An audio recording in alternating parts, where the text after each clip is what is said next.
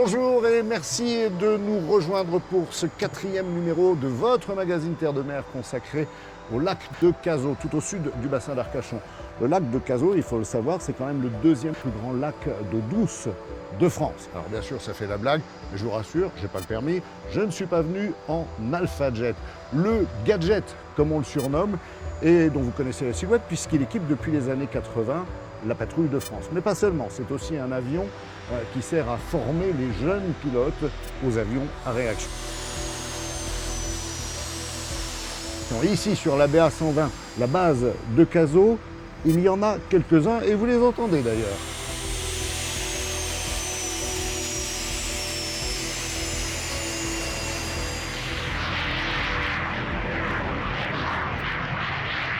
Je vous présente le patron de la base, le colonel Fly, qui a la gentillesse de nous accueillir ici sur un lieu privilégié, on peut le dire, parce que c'est la coursive au sommet de la tour de contrôle et de là, on domine cette base. Alors, pourquoi avoir construit une base ici? C'est vraiment l'œuvre d'un visionnaire qui est le découvreur et le créateur de la base, un capitaine, le capitaine Marzac, qui avait été chargé en 1913. Ah oui. 1913. Et le capitaine Marzac avait eu comme mission de découvrir, enfin de trouver un espace qui permettait de développer la toute jeune aviation militaire. Et pour ça, il avait besoin d'un espace libre pour développer le tir aérien.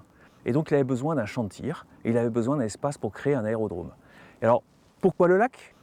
Parce que l'aviation du début, on ne savait pas si elle serait sur des flotteurs ou sur des roues.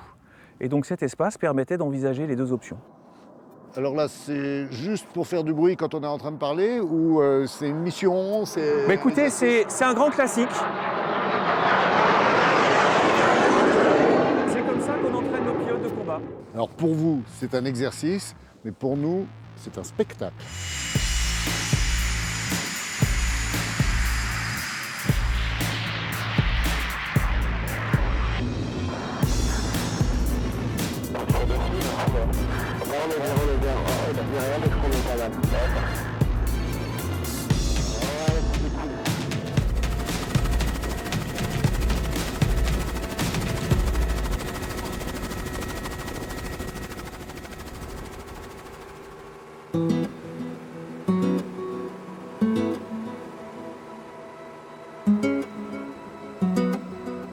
C'est rigolo, colonel, parce que vous nous emmenez là sur le lac de Cazaux. On a presque l'impression d'être en vacances, mais en fait, on est chez vous là, sur la base. Exactement. On est sur la base, on est sur le domaine militaire. La base, elle est assez immense. Vous avez à peu près 3500 hectares de terre et 2200 hectares de lac. C'est un héritage historique, hein. C'est un héritage de la fondation du site. C'est une vraie spécificité de mon commandement de devoir s'occuper de ce canal en lien avec toutes les autorités qui gèrent la question de l'eau et la question des espaces aquatiques. Donc moi je prends ça avec le sourire parce que c'est des domaines que je découvre et qui sont assez passionnants.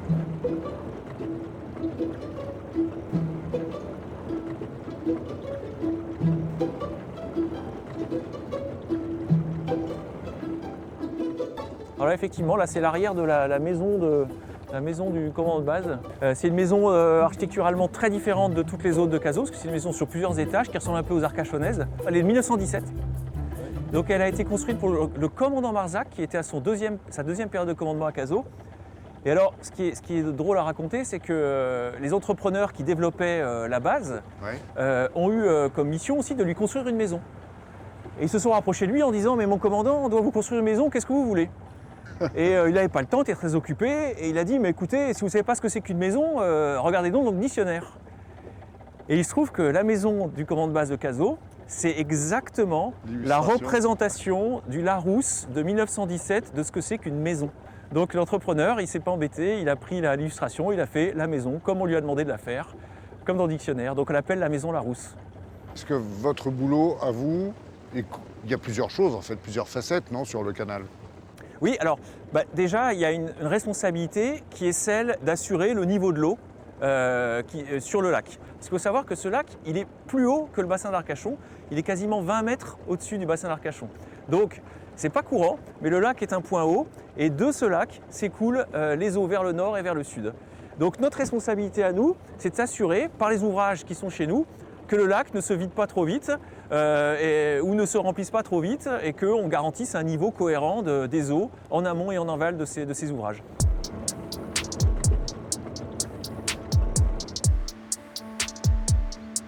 Bon ben voilà, je crois que vous avez compris que je viens d'être débarqué par le colonel Flag qui m'a dit effectivement de poursuivre à pied parce qu'il n'y avait tout simplement pas assez d'eau pour continuer en bateau sur ce canal. Alors, en continuant tout droit et en longeant le canal, normalement je devrais tomber sur un ouvrage. Ouais, et j'aperçois quelqu'un, ça doit être Stéphane. Stéphane est un civil, parce qu'il y a aussi des civils qui travaillent sur le territoire de la base pour justement en entretenir toutes les infrastructures et notamment celles qui sont tout au long de ce canal. Stéphane. Oui, bonjour. Bonjour, Laurent. Heureusement que c'était le canal à suivre parce que je me serais planté Bonjour. ici. C'est un territoire magnifique, Oui. mais sauvage. Oui, très sauvage, ouais. Et Un peu là, on a une particulier. construction humaine. Oui, complètement. Ouais. On a une écluse, en fait, la première écluse à la sortie du lac, en direction donc, de la Hume. Et c'est le seuil numéro 8, en fait, qu'on appelle. C'est ce qu'on appelle le seuil numéro 8. Oui, parce qu'il y a eu plusieurs constructions pour Effectivement, réguler l'eau ouais. qui sortait du lac et Ouais, qui c'est allait ça. vers le bassin. C'est ça, On est et d'accord. donc celle-ci, c'est vraiment l'écluse, en fait, c'est une ancienne écluse, on voit bien les deux portes, en fait, qui étaient ici présentes et qui permettaient de gérer le passage des bateaux. Oui, parce qu'il y avait le commerce du bois, donc le transport du bois, etc. Et donc c'était calculé, en fait, le seuil, etc. et la distance entre les portes pour accueillir ces bateaux. Ben, c'est ça, et le but c'était de rejoindre en fait, le bassin d'Arcachon et d'évacuer tout le bois en fait, par le bassin d'Arcachon. Donc là on va aller faire une chasse sur une vanne. Une chasse, ça veut dire que vous avez libéré l'eau. Voilà, ça permet en fait de nettoyer un peu l'ouvrage ici et de laisser passer un peu de débit. Et, Ah ouais, tout à la main. voilà, hein. tout à la main. Donc on a une butée ici. Et vous avez plusieurs endroits où vous pouvez libérer plus ou moins d'eau. Voilà, c'est ça. Ça nous permet de libérer plus ou moins d'eau.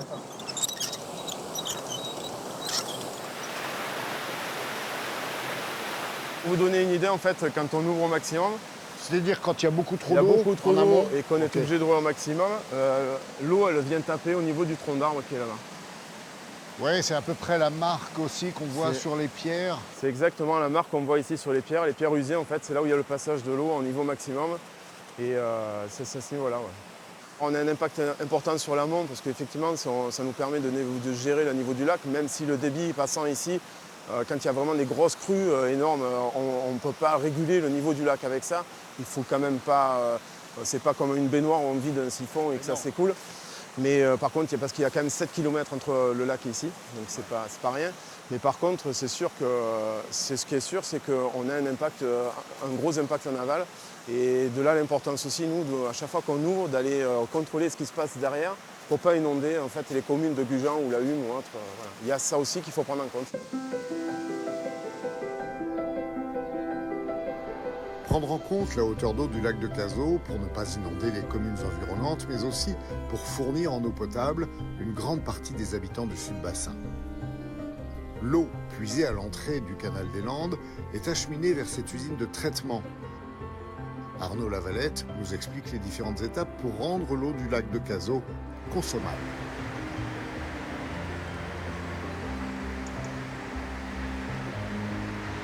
La première étape de traitement, elle est juste derrière nous. C'est un traitement au charbon actif où on va éliminer toute trace de pesticides ou de matières organiques provenant de l'eau du lac.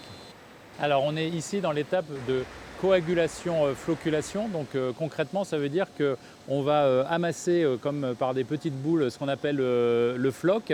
Et ce floc qui va être lesté avec du micro-sable, ces particules qui vont se rassembler ensemble, vont ensuite pouvoir descendre au fond de nos bassins et laisser passer l'eau épurée qui va subir la suite du traitement. Au stade de l'eau décantée, l'eau n'est pas encore potable, elle va subir d'autres étapes et notamment sur la bâche qui est juste derrière, une ozonation qui va permettre d'éliminer toute trace de virus, bactéries, micro-organismes. L'ozonation agit comme une barrière de traitement.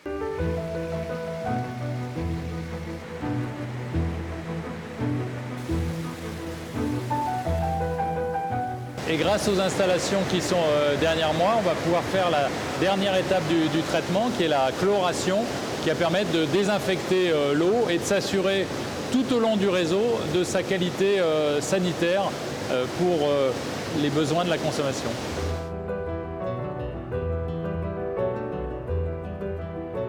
L'usine de Cabaret des Pins produit jusqu'à 20 millions de litres par jour d'eau potable, donc c'est extrêmement important. Pendant l'été, c'est 60% de la consommation de l'eau sur le sud du bassin d'Arcachon.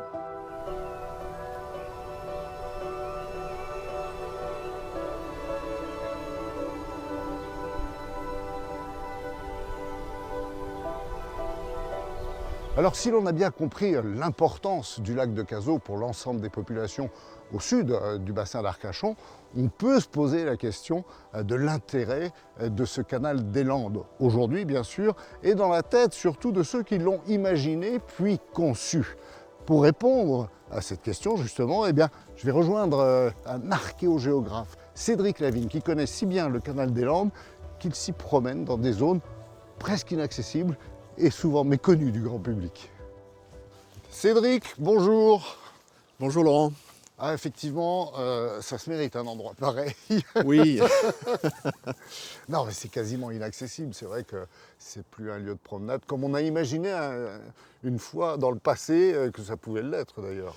Oui, le canal a perdu un peu de sa superbe hein, au fil des siècles, hein, enfin des décennies, et c'est aujourd'hui un cours d'eau rendu quasiment à l'état naturel. Mais ça fait des siècles maintenant qu'on a imaginé et conçu ce canal. Qu'est-ce qui s'est passé dans la tête des gens à l'époque? Que voulaient-ils faire de ce canal? Alors c'est un projet assez ancien qui remonte à Vauban, qui est le premier, 17e siècle. Voilà, 1681 précisément, qui a imaginé un canal qui permettrait de relier Bayonne à l'estuaire de la Gironde, à travers les lacs, existants déjà, des Landes et du Médoc, pour éviter effectivement une remontée par la côte en fait, les menaces des Anglais. Et ce projet finalement ne verra jamais le jour parce que Vauban réalise assez vite qu'il y a d'abord un problème majeur à résoudre qui est la stabilisation des dunes et le problème de l'ensablement. Voilà. Et donc c'est à la fin du XVIIIe siècle et au début du XIXe siècle que Charles Brémontier va faire des plantations de pins sur ce massif de dunes, le stabiliser. Et c'est à ce moment-là que ce projet va ressurgir dans les salons parisiens où un avocat bordelais qui s'appelle Boyer-Fonfrède va entendre parler de cet ancien projet et va se mettre dans l'idée de finalement lui donner une réalité. Cédric, une fois que la décision a été prise, les travaux ont duré longtemps parce qu'il y a eu quand même des kilomètres de canal à creuser, d'une certaine largeur. Donnez-moi des chiffres, qu'on ait une idée de l'immensité du travail à la main en plus. À la main, absolument. Le début des travaux, c'est 1834 et la fin des travaux, c'est 1838. Donc c'est 4 ans seulement. En 4 ans, et l'ouvrage, le canal fait 14 km de long et pour une largeur entre 13 et 24 mètres. Donc c'est effectivement assez considérable. Avec une profondeur, je crois, de plus d'1,50 m hein. Oui, 1,65 m précisément, ce qui était suffisant finalement pour faire flotter les bateaux avec leurs marchandises. Initialement, donc, le canal devait déboucher dans le bassin d'Arcachon. Or, la compagnie du chemin de fer de Bordeaux à La Teste, qui est construit au même moment, voit finalement d'un très mauvais œil cette concurrence par voie d'eau qui achemine donc des marchandises. Et au lieu de créer un viaduc qui aurait permis aux gabarres de passer sous la ligne de chemin de fer, eh bien, ils vont faire un pont presque à ras le sol, ce qui fait que les bateaux se trouvent coincés derrière ce pont. Et grand seigneur, ils vont aménager à la gare de La Teste une rampe d'accès qui permet de décharger les bateaux pour pouvoir les charger sur le train. Voilà, donc une concurrence terrible qui se joue à ce moment-là. Et c'est la deuxième raison qui amène l'échec finalement de ce canal et la ruine de la compagnie qui a créé ce canal, c'est que le projet finalement est quasiment mort-né sur le plan économique puisque ils n'ont plus la maîtrise finalement de la voie d'eau en fait. La dernière écluse qui devait mener le canal des Landes vers le bassin ne verra jamais le jour. C'est une autre écluse, et même deux, reconstruite par le CIBA, car elle menaçait de céder, qui termine le canal à quelques dizaines de mètres seulement du bassin d'Arcachon. Et la voilà, elle est ici, cette fameuse écluse. Et c'est là que je retrouve Xavier Paris, qui est élu sur la commune de Gujan-l'Estras, puisque nous sommes sur le territoire de Gujan. Élu également au CIBA, qui a en charge ces travaux, qui les a pris en main. Effectivement, c'est le CIBA qui a pris en main ces travaux, conformément à ses compétences. Hein. Ouais. Le CIBA gère la gestion de l'eau, la gestion des milieux aquatiques et la prévention contre les inondations. Et c'est à ce titre donc, que le CIBA est intervenu en 2020 et 2021 pour construire ces deux écluses. Question toute simple, Xavier Paris, pourquoi ces travaux et ici? Ces travaux ont été nécessaires pour écarter le risque d'inondation. Il y a un risque réel d'inondation de certains quartiers, le quartier de la Hune, le quartier de Clairbois. Les seuils métalliques qui existaient étaient très vétustes, donc il fallait absolument sécuriser cette partie du canal des Landes, et c'est pour cela que, dans le cadre de ses compétences, le CIBA est intervenu et a reconstruit ces deux écluses pour écarter une nouvelle fois ce risque d'inondation. Forcément, se pose aussi la question, quand on évoque ces travaux, du financement des travaux. Ça a dû coûter très cher. Qui paye? Comment ça se passe? Effectivement, ça coûte cher. Hein. Les travaux ont été réalisés et portés par le CIBA, mais le financement a été fait par la communauté d'agglomération du bassin sud, la COBAS, et on peut chiffrer les travaux sur les deux écluses à 3 800 000 €. Et finalement, M. Paris, est-ce qu'on ne s'est pas posé à un moment donné la question d'éliminer tout simplement l'ouvrage? À l'origine du dossier, à l'origine de ce chantier, nous avions envisagé de supprimer totalement ces écluses. Et puis, une étude qui a eu lieu avant le début des travaux nous a démontré que le dérasement de ces seuils, l'effacement total de ces seuils aurait eu un impact important à la fois sur notre environnement, sur le maintien les conséquences sur les nappes phréatiques, sur la biodiversité de la chêneraie, sur l'existence même d'ailleurs des zones humides qui se trouvent tout au long du canal des Landes. Donc il y aurait eu un impact important sur l'environnement et un impact aussi sur les infrastructures routières et en particulier d'ailleurs sur les ponts routiers. Le dérasement de ces seuils aurait provoqué un déchaussement de ces ouvrages qui aurait été extrêmement dangereux. Donc si au départ nous avions envisagé l'effacement, la démolition de ces seuils, l'étude nous a montré le contraire et donc on a changé d'avis. Donc on reconstruit plutôt ces seuils, ce qu'a fait le CIBA en l'occurrence sur cette partie de la chêneraie. Merci beaucoup Xavier Merci Paris. à vous. Tiens, petite question. Saviez-vous que c'est sur ce vaste territoire forestier, entre le lac de Cazaux et le bassin d'Arcachon, que l'on a découvert, par hasard, la très célèbre source des abatilles? C'était juste après la Première Guerre mondiale.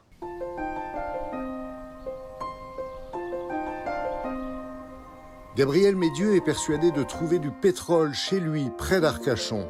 Il lance des travaux de forage et voit jaillir une colonne d'eau en guise de pétrole. Il vient de découvrir la source des abatilles. Du pétrole, chez Gabriel Médieu, il n'y en a pas. Il est juste un petit peu plus loin, au milieu de la forêt de Cazaux, exploitée aujourd'hui par la société Vermillon.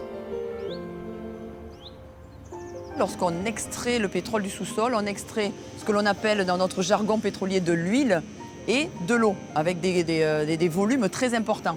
Par exemple, sur le périmètre de Cazaux, nous extrayons 250 mètres cubes de pétrole par jour et 3000 mètres cubes d'eau chaude, une eau chaude à peu près 60 degrés.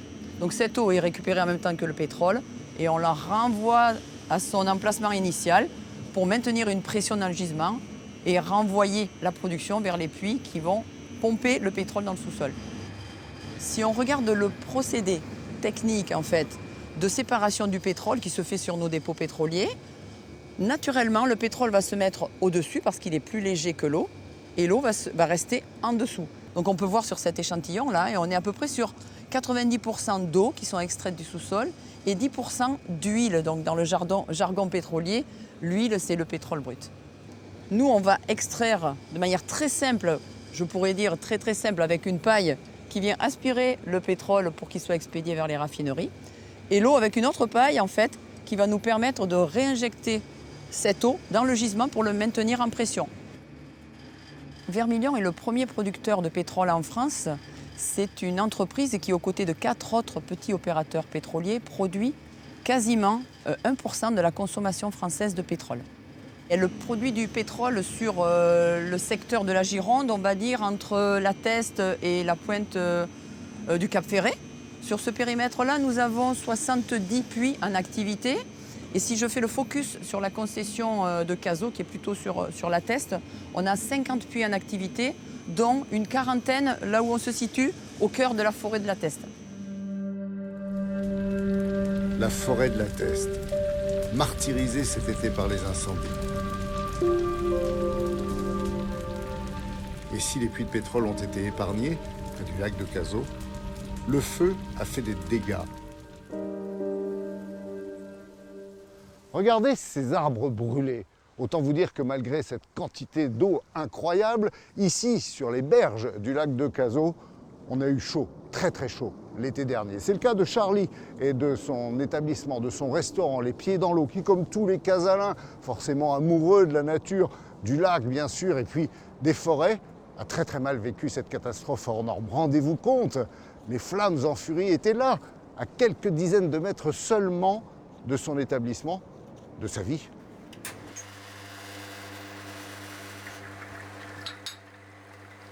C'est surtout d'un coup, ça monte, ça monte d'un coup, ça monte d'un coup. La veille au soir, quand je suis venu travailler ici, ça sentait énormément la fumée. On se posait la question, est-ce qu'on va rester ouvert, est-ce qu'on va fermer? Et ça a été d'un coup et ça a eu un préjudice pour tout le monde, hein, surtout psychologiquement. Hein. Pendant 15 jours, on a eu très très peur. Depuis tout petit, je vis sur Cazaux. Oui. Ouais. Et ça, vous aviez jamais vu ça? Non, là, ça reste, on reste sans voix devant ça. Surtout quand on l'a connu depuis tout petit, on venait là faire les cabanes. C'est sûr que ça fait mal au ventre de voir tout ça. Ouais. Les bois, on les pratique depuis très longtemps. Et on se dit il y en a pour des années et des années. On n'est pas prêt de revoir nos forêts d'antan. Je pense que de toute manière, ça va être de nouvelles forêts. Voilà. Alors, vous voyez bien qu'il y a les fougères, mais bon, les fougères, sans les pins pour les protéger, je pense qu'elles ne vont pas y rester, elles vont cramer, hein, c'est sûr qu'elles vont cramer. Vous avez un sous-bois qui est là depuis toujours. Ce sous-bois, s'il n'y a pas les pins pour les protéger, forcément ça ne va pas tenir. Donc forcément la végétation, si on ne l'aide pas, elle va changer, c'est une certitude. Après, ce qui va pousser, ce qui ne va pas pousser, on verra bien. Hein. Les chênes vont repartir, les arbousiers, mais après le reste, je ne sais pas du tout.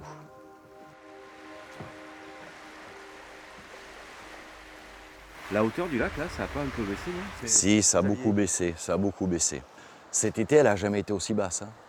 Je ne l'ai jamais vue comme ça. Depuis tout petit, je ne l'ai jamais vue comme ça. Vous voyez cette démarcation? Ouais. Il y a 2 ans, on avait le bout de la cabane qui était planté. L'eau était passée sous la terrasse.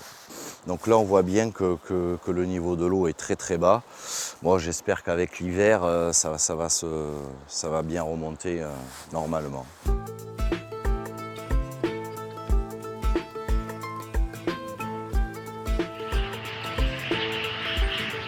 Alors, il paraît, je dis bien il paraît, ce n'est peut-être pas la vérité, mais que c'est une des bases en France qui est la plus demandée, c'est vrai? Alors oui, je ne sais pas si je dois partager ce secret au risque d'attirer encore plus de gens. Personne ne nous écoute. Effectivement, c'est vraiment une base qui est très agréable à vivre. Il faut être lucide. On est au bord de la mer, on est au bord d'un lac. Les missions sont extrêmement intéressantes, très variées. Donc c'est une des bases les plus demandées dans l'armée de l'air française.